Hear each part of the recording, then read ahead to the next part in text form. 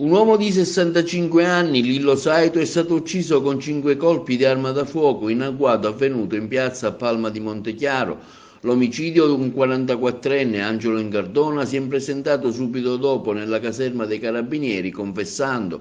In corso le indagini dei militari dell'Arma e l'interrogatorio per cercare di capire il motivo che ha portato al delitto. La vittima gestiva un'azienda di gelati a Palma di Montechiaro. All'interno della propria auto, nella piazza centrale Provenzani, è stata raggiunta da colpi di pistola sparati a bruciapelo tra la testa e il volto.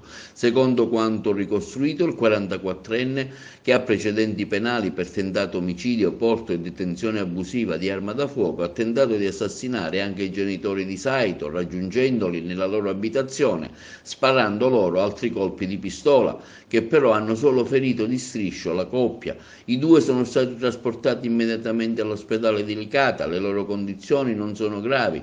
Dopo il raid, l'assassino è rientrato a casa rivelando alla moglie cos'era successo. La donna quindi lo ha convinto a presentarsi al comando provinciale dei Carabinieri per costituirsi.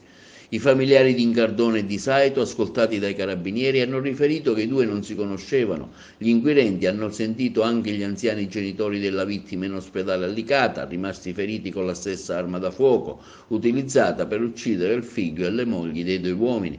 I militari dell'Arma, coordinati dal comandante provinciale, il colonnello Vittorio Stinco, lo stanno ascoltando. Quando Incardona si è presentato al comando provinciale dei Carabinieri di Agrigento, avrebbe detto al piantone: è una vecchia storia di mafia.